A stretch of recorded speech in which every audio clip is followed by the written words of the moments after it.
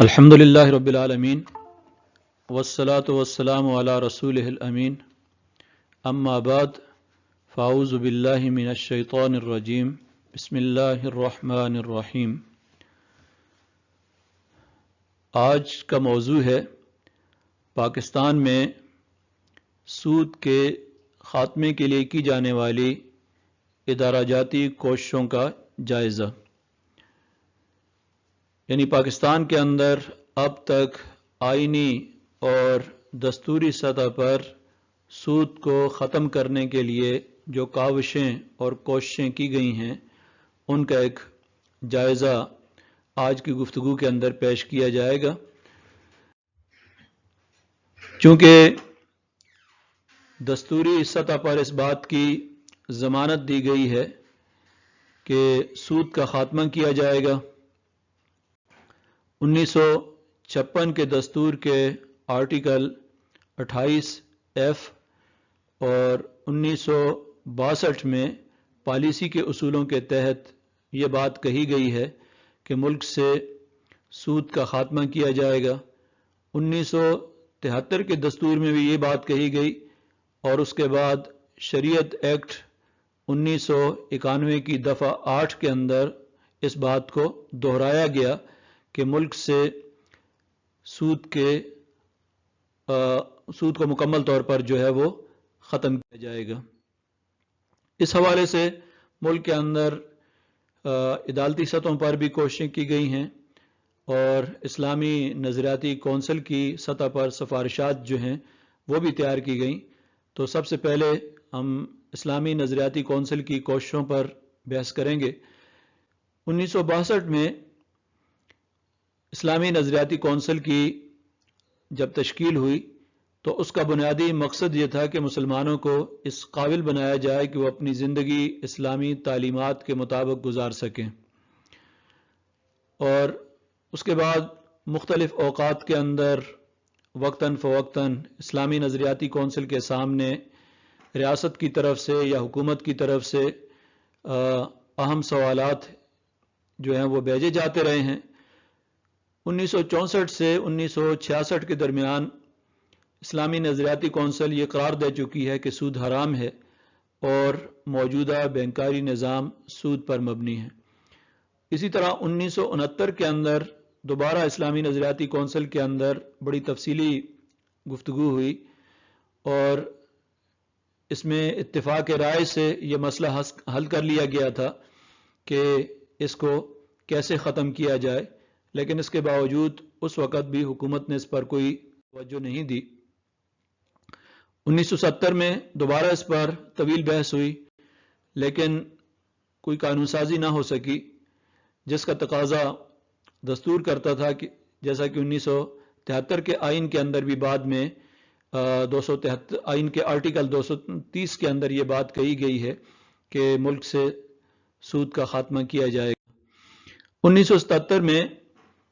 دوبارہ اس بات کی کوشش کی گئی اور اسلامی نظریاتی کونسل کی تشکیل نو کی گئی، اور 10 فروری 1973 کو صدر پاکستان ضیاء الحق صاحب کی جانب سے ملک کے سود کے خاتمے کے لیے 3 سال کا عرصہ مقرر کیا گیا۔ کونسل نے اپنی حتمی رپورٹ 15 جون 1980 کو صدر پاکستان کو پیش کی۔ کونسل کی رپورٹ کو حتمی شکل دینے کے لیے درذیل ممبران پر مشتمل ایک کمیٹی تشکیل دی گئی، جس کے چیئرمین جسٹس ڈاکٹر تنزیل الرحمان تھے، اور ممبران کے اندر ملک کے صف اول کے علماء اور قانون دان تھے، جن میں مولانا ظفر احمد انصاری صاحب، مفتی سیاح الدین کاکا خیل بہت تفصیل کے ساتھ سود کے خاتمے کے حوالے سے بحث کی اور اس کا متبادل کیا صورتیں ہو سکتی ہیں ان پر بھی تفصیلی روشنی ڈالی اور حکومت کو اپنی رپورٹ پیش کی۔ اس کے بعد یہ معاملہ وفاقی شرعی عدالت کے اندر جون 1990 کو پیش کیا گیا، اور چونکہ جون 1990 میں وفاقی شرعی عدالت کو یہ اختیار مل گیا تھا کہ وہ مالیاتی قوانین کا جائزہ لے سکتی ہے اور اس کے اندر اگر کوئی چیز قرآن و سنت کے منافی ہے تو اس کو قرآن و سنت کے خلاف منافی قرار دے سکتی ہے۔ تو جون 1990 کو جب مالیاتی قوانین کا جائزہ لینے کا اختیار ملا تو وفاقی شرعی عدالت نے سود کے خلاف 115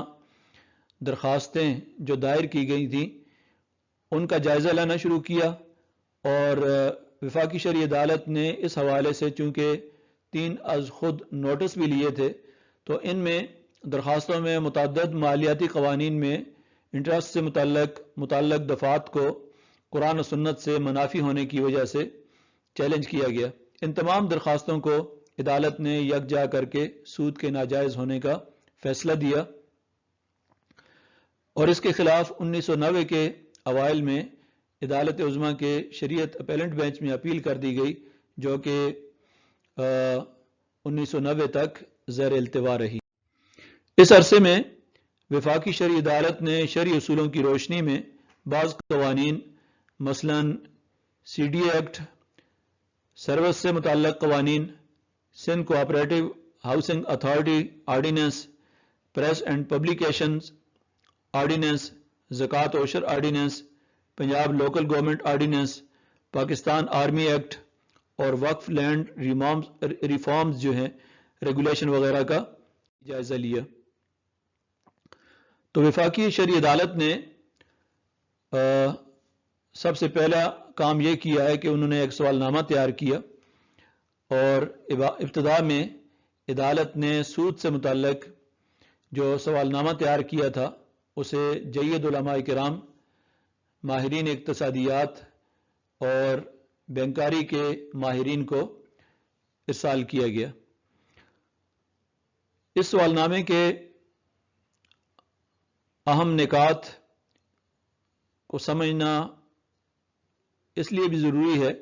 کہ عام طور پر سود کے حوالے سے جو اشکالات، تحفظات اور الجھنیں لوگوں کو پیش آتی ہیں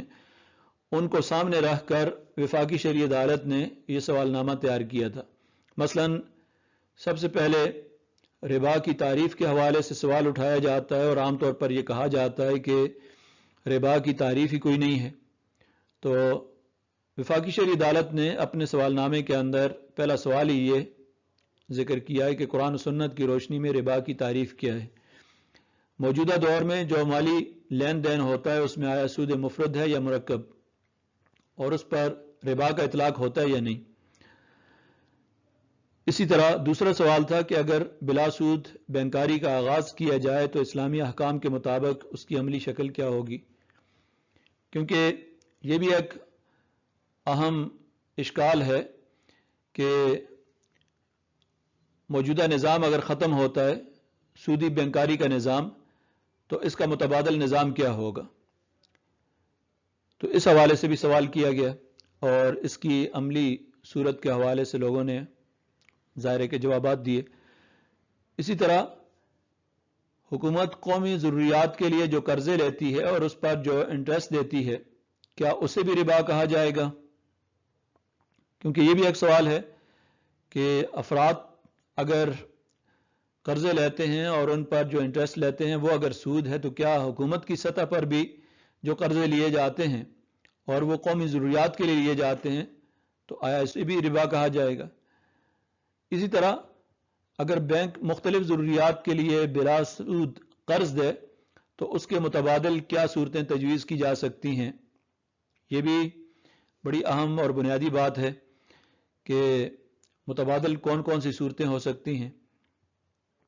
اسلامی احکام کی روشنی میں نجی اور سرکاری شعبے میں چلنے والے بینکوں کے سودی لین دین کے حوالے سے آیا کوئی فرق ہے یا نہیں ہے، کہ سرکاری شعبے میں چلنے والے بینک اگر سودی لین دین کرتے ہیں تو اس کا حکم کیا اور اس کی شرعی حیثیت کیا ہے، اور نجی شعبے کے اندر جو بینک سودی لین دین کرتے ہیں آیا اس سے مختلف ہے یا ایک ہی حکم ہے۔ اسی طرح بعض جو ماہرین اقتصادیات ہیں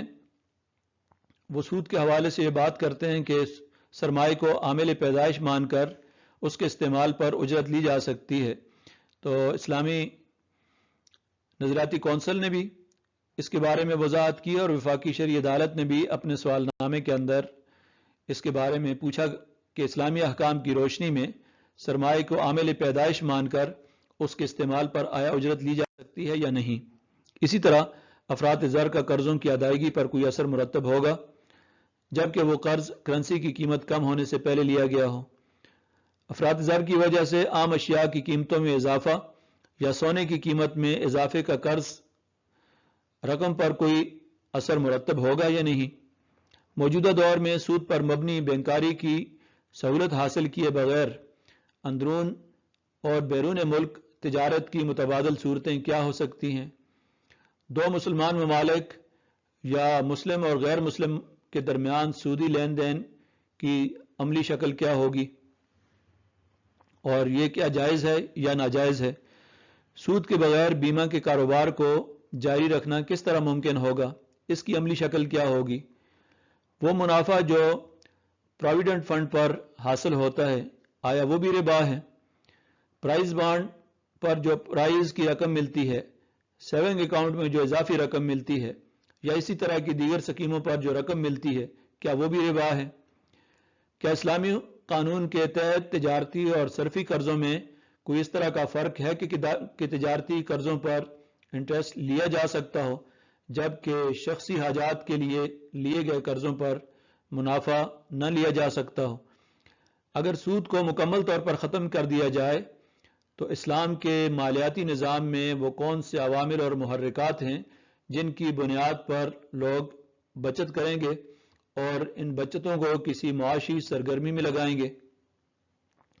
کیا اسلامی ریاست زکوٰۃ و عشر کے علاوہ ٹیکس لگا سکتی ہے؟ تو یہ وہ بنیادی سوالات تھے جو کہ علماء سے، اسکالر سے اور ماہرین اقتصادیات سے کیے گئے تھے، اور ایک بڑی تعداد نے اس کا بہت ہی اچھے مفصل انداز کے اندر جواب دیا تھا۔ اس کے بعد وفاقی شرعی عدالت کے اندر مقدمے کی باقاعدہ سماعت شروع ہوئی، تو عدالت نے معروف وکلاء، اسکالرز اور علماء کا نقطہ نظر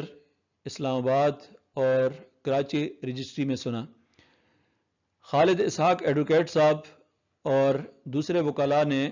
مختلف اداروں کی طرف سے نمائندگی کی۔ خالد اسحاق ایڈوکیٹ نے نیشنل بینک آف پاکستان اور اسٹیٹ لائف انشورنس کارپوریشن کی طرف سے دلائل دیے۔ انہوں نے سب سے پہلی دلیل یہ پیش کی کہ جو بینک ہیں یہ اسٹیٹ بینک آف پاکستان کے وضع کردہ قواعد کے مطابق کام کرتے ہیں اور یہ قواعد اسلامی نظریاتی کونسل سے منظور شدہ ہیں۔ یہ خالد اسحاق صاحب نے اپنے دلائل کے اندر پہلی دلیل یہ پیش کی، جس کے بارے میں وفاقی شرعی عدالت نے یہ بات کہی کہ یہ قواعد اسلامی نظریاتی کونسل سے منظور شدہ نہیں ہیں، بلکہ اسلامی نظریاتی کونسل کی سفارشات کا جو حصہ عدالت کے سامنے پیش کیا گیا وہ حصہ وہ تھا جو کہ وزارت خزانہ کا اور حکومت کا موقف تھا، وہ اسلامی نظریاتی کونسل کا موقف نہیں تھا۔ تو اس پر خالد اسحاق صاحب نے کہا کہ چونکہ میرے سامنے یہی حصہ تھا اس لیے میں نے پیش کیا ہے، جس کو عدالت نے جو ہے وہ مسترد کیا۔ اسی طرح انہوں نے یہ بات کہی کہ انٹرسٹ کا تعلق پورے اقتصادی نظام سے ہے، اسے ربا قرار دینے سے پہلے افراط زر، کرنسی پیپر اور بینکنگ کے بلا سود تصورات کا جائزہ لینا جو ہے وہ ضروری ہے، اور ان چیزوں کا تفصیلی جائزہ جب تک نہیں لیا جاتا اس وقت تک پورے اقتصادی نظام کو تبدیل کرنا جو ہے وہ عملاً ناممکن ہے۔ اسی طرح انہوں نے تیسری دلیل یہ پیش کی کہ بعض قابل ذکر علماء و فقہا کی رائے یہ ہے کہ افراط زر کی وجہ سے اصل زر میں جو کمی آتی ہے اس کی تلافی کے لیے جو اضافی رقم دی جاتی ہے وہ ربا کے مفہوم میں نہیں آتی، اور اس میں خالد اسحاق صاحب نے قابل ذکر علماء کا اور فقہا کا ذکر نہیں کیا، بلکہ انہوں نے صرف جسٹس قدیر الدین احمد کے ایک مضمون کا حوالہ دیا جو روزنامہ جنگ کے اندر 28 نومبر 1978 کو شائع ہوا تھا، اس مضمون کا انہوں نے حوالہ دیا، اور لیکن دعویٰ ان کا یہ تھا کہ قابل ذکر علماء اور فقہا کی رائے یہ ہے۔ تو اس کو بھی وفاقی شرعی عدالت نے تفصیل کے ساتھ اس دلیل کا بھی جائزہ لیا۔ ایک اور دلیل خالد اسحاق صاحب کی طرف سے یہ دی گئی کہ قرآن کی اس آیت لا تظلمون ولا تظلمون میں ہدایت کی گئی ہے کہ تم کسی پر ظلم نہ کرو، تم پر بھی ظلم نہیں کیا جائے گا اور تم بھی کسی پر ظلم نہ کرو۔ تو یہ جو ہدایت ہے کہ تم کسی پر ظلم نہ کرو، افراط زر کی صورت میں قرض خواہ کے ساتھ تو ظلم ہوتا ہے کہ اسے کم رقم واپس کی جاتی ہے، کیونکہ افراط زر کی وجہ سے اس وقت کرنسی کی قیمت کچھ اور تھی، اور اب کرنسی کی قیمت گرنے کی وجہ سے ظاہر ہے کہ قیمت کے اندر کمی آ گئی ہے، تو گویا ایک طرح کا اس پر اب ظلم ہے کہ اس کو کم قیمت واپس کی جا رہی ہے۔ تو یہ خالد اسحاق صاحب کے دلائل کا خلاصہ تھا جو کہ نیشنل بینک آف پاکستان کی نمائندگی کرتے ہوئے انہوں نے دیے تھے۔ اسی طرح بعض دیگر وکلاء جن میں ایس ایم ظفر ایڈوکیٹ اور حافظ ایس اے رحمان ایڈوکیٹ جو ہیں، ان دونوں نے بینکنگ کونسل اور وفاق کی طرف سے نمائندگی کی اور ان کی طرف سے دلائل دیے۔ سب سے پہلے تو ایس ایم ظفر ایڈوکیٹ نے یہ دلیل پیش کی کہ سود کے خاتمہ جو ہے یہ بنیادی طور پر ریاست کی ذمہ داری ہے، اور یہ عدالت کے کرنے کا کام نہیں ہے، بلکہ بنیادی طور پر دستوری نقطہ نظر سے بھی اور آئینی لحاظ سے بھی یہ کام ریاست کا ہے، کہ ریاست پاکستان کی یہ ذمہ داری ہے کہ وہ مالیاتی اداروں اور مالیاتی نظام سے سود کی تمام اقسام کا خاتمہ کرنے کے لیے ضروری اقدامات کرے، اور پاکستان کے اقتصادی نظام کی تشکیل نو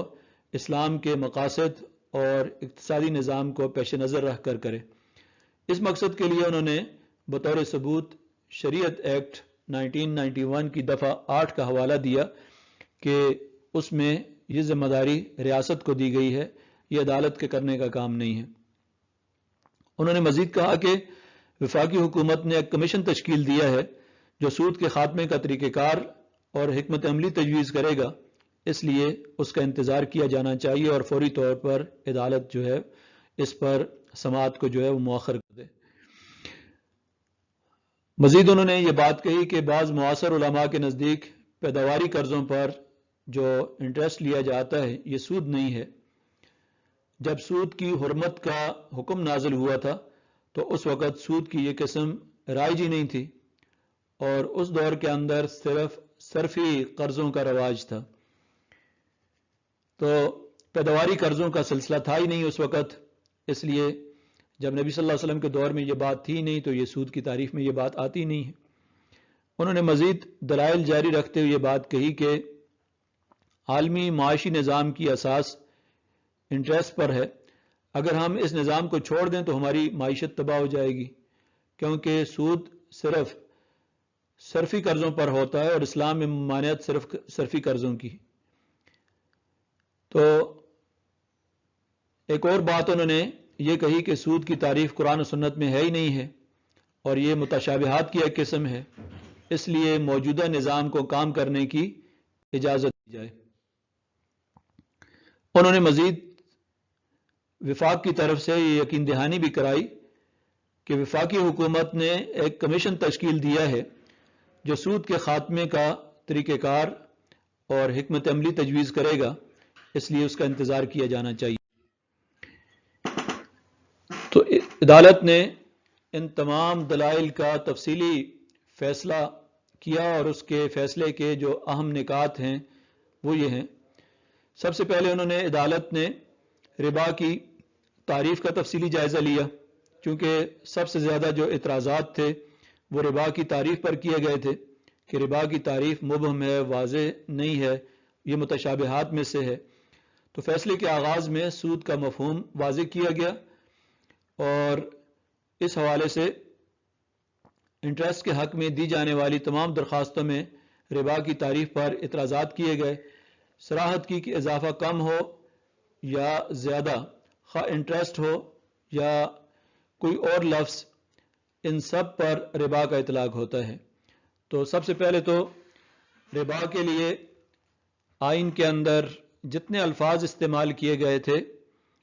خواہ وہ کوئی بھی نام ہو، ان تمام ناموں کے حوالے سے وفاقی شرعی عدالت نے یہ کہا کہ ان تمام صورتوں پر ربا کا اطلاق ہوتا ہے۔ عدالت نے لفظ ربا کا قرآن مجید کے مختلف 20 مقامات کا حوالہ دیا، جن جن معنی میں ربا استعمال ہوا ان کا بھی ذکر کیا، اور ان احادیث کا ذکر کیا جن میں ربا کے احکام ذکر کیے گئے ہیں۔ قرآن مجید کی اس آیت لا تاکلوا الربا اضعافا مضاعفا کو عام طور پر سود کی حمایت میں جن لوگوں نے پیش کیا تھا کہ سود مفرد جو ہے یہ حرام نہیں ہے اور سود مرکب حرام ہے، اس کے حوالے سے وفاقی شرعی عدالت نے یہ بات کہی ہے کہ جو لوگ یہ بات کرتے ہیں وہ قرآن مجید کے اندر جو تدریج ہے اس کو نظر انداز کر دیتے ہیں اور قرآن مجید کی تمام آیات پر غور نہیں کرتے، حالانکہ قرآن مجید کی تفسیر کا ایک مسلمہ اصول یہ ہے کہ سب سے پہلے قرآن کی تفسیر قرآن سے کی جائے، کیونکہ قرآن مجید کا ایک حصہ دوسرے حصے کی وضاحت کرتا ہے۔ تو قرآن مجید کے لیے چند جو بنیادی اصول تھے اس کی تفسیر کے لیے سب سے پہلے تو وفاقی شرعی عدالت نے ان کی نشاندہی کی اور ان کی صراحت کی کہ مفسرین نے جن اصولوں کو پیش نظر رکھ کر تفسیر کی ہے، ان آیات کریمہ کی تفسیر بھی انہی اصولوں کی روشنی میں کی جانی چاہیے، اور اگر ان آیات کریمہ کی تفسیر ان اصولوں کی روشنی میں کی جائے تو سود مرکب اور سود مفرد کے درمیان کسی قسم کا کوئی فرق نہیں ہے۔ مزید یہ کہ ان کا یہ موقف کہ انٹرسٹ معقول حد تک تو جائز ہے اور مبنی بر ظلم ہو تو یہ ناجائز ہے، یہ جو دلیل تھی اس پر وفاقی شرعی عدالت نے یہ کہا کہ کسی طرح بھی یہ درست نہیں ہے، کیونکہ قرآن نے دونوں میں سے کسی قسم کا کوئی فرق نہیں کیا اور سود کی ہر شکل کو ناجائز قرار دیا۔ انہوں نے بطور دلیل سورہ البقرہ کی آیت نمبر 278 تا 280 اور المائدہ کی آیت نمبر 44 کو بطور دلیل اس کے حوالے سے بھی، چونکہ اب معاملہ جو ہے وہ وفاقی شرعی عدالت کے خلاف جس وقت سپریم کورٹ کے شریعت اپیلنٹ بینچ کے اندر حکومت چلی گئی تو متعدد فیصلوں کے خلاف کوئی 55 کے قریب جو ہے اپیلیں دائر کی گئی تھیں، جنہیں سپریم کورٹ نے ایک فیصلے میں نمٹا دیا اور پوری تفصیل کے ساتھ اس کا جائزہ لیا۔ 1999 میں چیف جسٹس آف پاکستان جناب میاں اجمل صاحب نے سود کے اس مقدمے کی سماعت کے لیے درج ذیل جج صاحبان پر مشتمل ایک بینچ تشکیل دیا۔ ان معروف ججز کے اندر جناب جسٹس خلیل الرحمان جو کہ اس بینچ کے چیئرمین تھے، ان کے علاوہ جسٹس وجیہ الدین، جناب منیر احمد شیخ اور جسٹس تقی عثمانی اور جناب جسٹس محمود احمد غازی اس بینچ کے اندر شریک تھے۔ انہوں نے جن قوانین کا جائزہ لیا ان کے اندر معروف قانون جو ہے the interest act 1839، government saving bank act 1873 اور land acquisition act 1894، the code of civil procedure 1908 اور اس طرح کے متعدد دوسرے ایکٹ ہیں، انشورنس ایکٹ ہے 1938 کا اور اس کے متعدد دوسرے ایکٹ ہیں جن کا انہوں نے جائزہ لیا۔ وفاقی شرعی عدالت کی طرح سپریم کورٹ نے بھی ابتدا میں ایک سوال نامہ تیار کیا اور اس سوال نامے کے اندر بعض نئے سوالات کا بھی اضافہ کیا، مثلا ربا کی تعریف، اس کی حدود اور قیود، تجارتی اور صرفی قرضوں کی نوعیت، حکومتی قرضوں کی حقیقت، افراط زر کے اثرات، حکومت کے جاری کردہ بانڈز اور اس نوع کے چند اور سوالات جو ہیں اس کے اندر شامل کیے، اور اس کے بعد یہ سوال نامہ جو ہے مختلف علماء کو اور ماہرین اقتصادیات کو ارسال کیا گیا۔ اس سوال نامے کا تحریری جواب جن ماہرین اقتصادیات اور مالیاتی اداروں کی طرف سے دیا گیا ان میں جناب سرتاج عزیز، پروفیسر خورشید احمد، ڈاکٹر ضیاء الدین احمد، ڈاکٹر ظفر اسحاق انصاری، ڈاکٹر نجات اللہ صدیقی، ڈاکٹر ارشد زمان، عبدالرؤف شیخ اور اسلامی ترقیاتی بینک جدہ جو ہے اس کا ایک ڈیلیگیشن شامل ہے۔ ان کے علاوہ ڈاکٹر وقار مسعود، ڈاکٹر سید محمد طاہر، ڈاکٹر محمد عمر چھاپرا، مولانا گوہر رحمان، مولانا عبدالستار خان نیازی، اسلم خاکی، خالد اسحاق ایڈوکیٹ، ڈاکٹر محمد احمد علی جو جدہ سے تشریف لائے تھے اور اپنے پورے وفد کے ہمراہ جو ہے وہ عدالت کے اندر پیش ہوئے، اور یہ صدر ہیں اسلامی ترقیاتی بینک جدہ کے، جنہوں نے اپنے تفصیلی دلائل جو ہے وہ سپریم کورٹ کے سامنے پیش کیے تھے۔ عام طور پر جو دلائل یہاں پر سود کے حق میں دیے گئے ان میں سب سے بنیادی سوال یا اعتراض یہ کیا گیا کہ سود کی کوئی مستند تعریف نہیں کی گئی ہے، کیونکہ ربا کا معنی اضافہ ہے جو کہ یہاں مراد نہیں لیا جا سکتا۔ سرتاج عزیز صاحب کی طرف سے جو اس سوال نامے کا جواب دیا گیا تھا اس کے اندر یہ بات کی گئی، اور انہوں نے یہ بات اس کے اندر ذکر کی کہ کوئی مستند تعریف چونکہ ہے نہیں ہے تو سب سے پہلے تو عدالت کا کام یہ ہے کہ ربا کی کوئی مستند تعریف کرے۔ دوسری بات ان کی طرف سے یہ کی گئی کہ سود کی صرف وہی صورت حرام ہے جس میں مقروض کا استحصال ہوتا ہو۔ قرآن نے قرض خواہ کو راس المال وصول کرنے کا حق دیا ہے، جبکہ کاغذی کرنسی کے متعارف ہونے کے بعد اب کرنسی کی قوت خرید یا حقیقی قیمت کا اندازہ کرنا دشوار ہو گیا ہے، تو کرنسی مسلسل افراط زر کا شکار رہتی ہے۔ اس لیے یہ بھی ناانصافی ہے کہ قرض خواہ کو وہی رقم واپس لوٹا دی جائے جس کی قوت خرید اب کم ہو چکی ہے۔ اگر راس المال میں افراط زر کی وجہ سے جو کمی ہوئی ہے اسے راس المال کے ساتھ واپس کیا جائے تو یہ اضافہ ربا نہیں ہوگا۔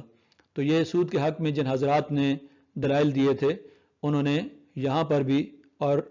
تقریباً یہی دلائل وفاقی شرعی عدالت کے اندر خالد اسحاق ایڈوکیٹ، ایس ایم ظفر صاحب نے اور دیگر بعض وکلاء نے دیے تھے، یہاں پر بھی ان کو دہرایا گیا۔ مزید جو دلائل دیے گئے ان کے اندر یہ بات کہی گئی کہ مارک اپ کا نظام بے معجل کے معروف اصول پر قائم ہے جسے تمام فقہا جائز قرار دیتے ہیں۔ غیر مسلم کے ساتھ سودی لین دین میں شرعی احکام کا نفاذ غیر مسلم پر نہیں کیا جا سکتا۔ قرض لینے والے کو قرض دینے والے کی شرائط ماننا پڑتی ہیں اور اس معاہدے کی پابندی کرنا پڑتی ہے جو فریقین کے درمیان ہوا ہو، کیونکہ تمام لین دین سود پر ہو رہے ہیں، اور نبی اکرم صلی اللہ علیہ وسلم کے دور میں بھی غیر مسلموں سے سود پر قرض لینے کی مثالیں موجود ہیں۔ تو انہوں نے سود پر قرض لینے کی کوئی مثال تو ذکر نہیں کی، اور مجمل انداز کے اندر ان وکلاء نے سود کی حمایت کے اندر یہ بات بھی ذکر کی کہ نبی صلی اللہ علیہ وسلم کے دور میں غیر مسلموں سے سود پر قرض لینے کی مثالیں موجود ہیں۔ کون سی مثالیں موجود ہیں اس حوالے سے کسی قسم کی وضاحت ان حضرات کی طرف سے نہیں کی گئی۔ مزید انہوں نے یہ کہا کہ اگر کسی متعین مدت کے عوض منافع وصول کیا جائے تو یہ ربا نہیں ہے، کیونکہ ربا کی تعریف میں یہ بات بھی شامل ہے کہ اس سے مقروض کا استحصال نہ ہو۔ مثلا حکومت عوام سے قرض لیتی ہے تو عوام حکومت کا استحصال نہیں کر سکتے کیونکہ حکومت زیادہ طاقتور ہے۔ اسی طرح کوئی حکومت دوسری حکومت سے قرض لیتی ہے تو اس میں بھی کوئی استحصال نہیں ہے، جبکہ کسی حکومت کے لیے اسلامی طریق تمویل مثلا مشارکہ یا کسی اور طریقے سے سرمایہ کاری کرنا عملاً ناممکن ہے۔ تو یہ وہ دلائل تھے جو سپریم کورٹ کے اندر شریعت اپیلنٹ بینچ کے اندر دیے گئے تھے۔ شریعت اپیلنٹ بینچ کے سامنے متعدد بار یہ سوال اٹھایا گیا کہ جدید بین الاقوامی اقتصادی اور مالیاتی نظام کے تناظر میں ربا کی از سر نو تعریف کی جائے۔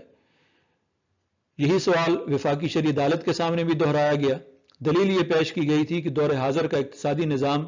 انتہائی پیچیدہ اور ترقی یافتہ ہے، جبکہ اسلامی دور کی ابتدائی صدیوں میں یہ نظام انتہائی سادہ تھا، اور اس دور کے اندر اس طرح کی پیچیدگیاں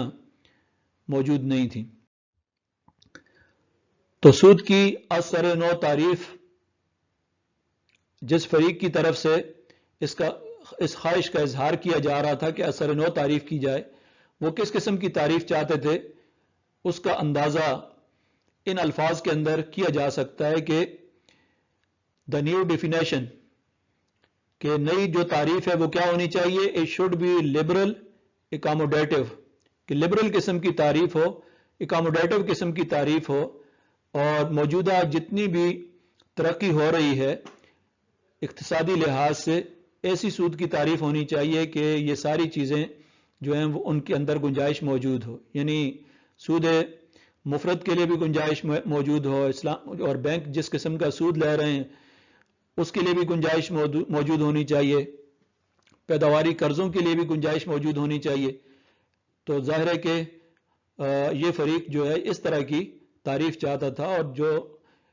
اس وقت رائج جتنی بھی سود کی شکلیں ہیں گویا کہ ان کو جواب علامہ طنطاوی اور شیخ رشید رضا جو ہیں ان کے موقف میں بعض تضادات کی نشاندہی بھی کی، کہ وہ ایک طرف یہ کہتے ہیں کہ ربا کی تعریف میں کوئی ابہام یا اشتباہ نہیں ہے، اور صحابہ اکرام کے لیے اس کا مفہوم بالکل واضح تھا، پھر خود ہی ربا کی تعریف اور جاہلیت کے سودی معاملات سے اس کا تعین کرنے کی کوشش کرتے ہوئے اپنی خود ساختہ تعریف کے مطابق مختلف جزیات پر اس کی تطبیق کرتے ہیں۔ تو عدالت نے خالد اسحاق ایڈوکیٹ کے دلائل کا بھی تفصیلی جائزہ لیا، جن کا موقف یہ تھا کہ ربا صرف ربا الجاہلیہ ہے، باقی صورتوں میں جو اضافہ ہے اسے ربا نہیں کہا جا سکتا، اور انہوں نے اس سلسلے میں جسٹس قدیر الدین کا نقطہ نظر ذکر کیا۔ تو عدالت نے اس نقطہ نظر کا تفصیلی جائزہ لیا اور کہا کہ اس کی بنیاد کسی مستند دلیل پر نہیں ہے۔ اگر عدالت کے فیصلے کے اہم نکات کا جائزہ لیا جائے تو اس کے چند ایک اہم نکات یہ ہیں کہ کسی بھی قرض کے معاہدے میں اصل زر سے زائد رقم ربا کے حکم میں داخل ہے۔ تو گویا کہ ایک جامع تعریف یہاں پر سپریم کورٹ کے شریعت اپیلنٹ بینچ نے کر دی کہ کسی بھی قرض کے معاہدے کے اندر اصل زر سے یعنی راس المال سے جو بھی زائد رقم ہوگی وہ ربا کے حکم میں داخل ہوگی، خواہ اس کا کوئی بھی عنوان ہو، خواہ وہ سود مفرد ہو، مرکب ہو، پیداواری قرضوں پر ہو، صرفی قرضوں پر ہو، جس نوعیت کا قرضہ بھی ہو۔ تو سودی نقطہ نظر سے قرض کی جو مختلف اقسام میں سے کسی قسم کا کوئی فرق بھی نہیں ہے، مشروط اضافی رقم تھوڑی ہو یا زیادہ، معاملہ نجی ہو یا سرکاری، حکومتی قرضے ملکی ہوں یا غیر ملکی، اور بینک کا انٹرسٹ کسی بھی شکل میں ہو، یہ تمام صورتیں حرام ہیں اور ربا کی تعریف میں شامل ہیں۔ انٹرسٹ پر مبنی موجودہ تمویلی نظام اسلامی احکام کے خلاف ہے۔ علماء اور ماہرین اقتصادیات نے جو متبادل اسلامی طریقہ ہائے تمویل تجویز کیے ہیں وہ 200 کے قریب اسلامی مالیاتی ادارے اختیار کر چکے ہیں، جو اس بات کا ثبوت ہے کہ سود کے یہ متبادل طریقے قابل عمل ہیں۔ چونکہ یہ بھی ایک اعتراض کیا گیا تھا کہ سود کے مقابلے میں جو طریقے تجویز کیے گئے ہیں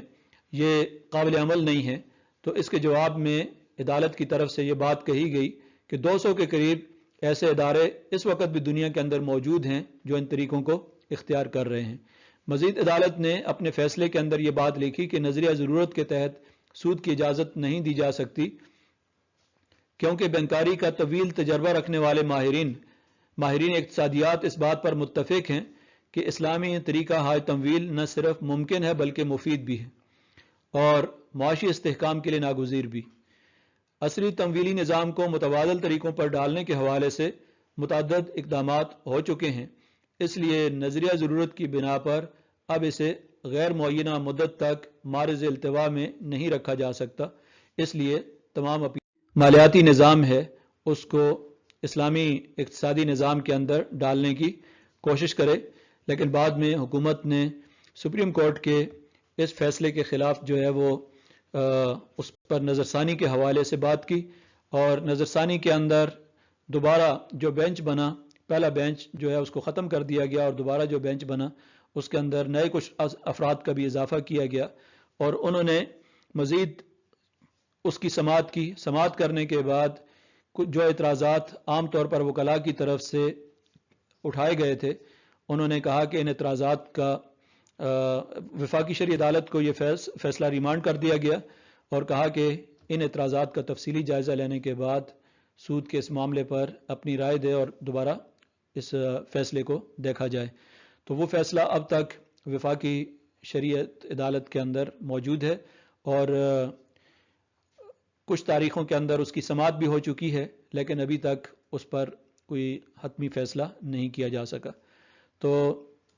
انسداد سود کے حوالے سے ہمارے ملک کے اندر اب تک جو عدالتی سطح پر بالخصوص کوششیں ہوئی ہیں ان کا میں نے آپ کے سامنے ایک خلاصہ ذکر کیا ہے۔ امید ہے کہ آپ کے سامنے عام طور پر جو سود کی حمایت کرنے والا طبقہ ہے ان کی طرف سے جو اعتراضات اور اشکالات اور الجھنیں پیش کی جاتی ہیں ان کی تفصیلی وضاحت آپ کے سامنے آ چکی ہوگی۔ باقی کچھ کی وضاحت جو ہے وہ میں نے آپ کے سامنے کر دی ہے۔ باقی آپ علماء کرام ہیں، اچھی طرح جانتے ہیں کہ ان اعتراضات کے جوابات کیا ہیں اور جو اشکالات اور الجھنیں عام طور پر اس طبقے کی طرف سے پیش کی جاتی ہیں، مزید اس کے لیے آپ کے سامنے جو ہے وہ ایک تفصیلی یہ فیصلہ موجود ہے اور اس پر آپ مزید دلائل جو ہیں وہ بھی اکٹھے کر سکتے ہیں اور ان کا ایک تنقیدی جائزہ بھی زیادہ بہتر انداز کے اندر لے سکتے ہیں۔ دعا ہے کہ اللہ تبارک و تعالی ہماری ان کوششوں کو جو کہ ملک کے اندر اس نوع کی کوششیں کی جا رہی ہیں ان کو مزید بہتر بنانے کی توفیق عطا فرمائے۔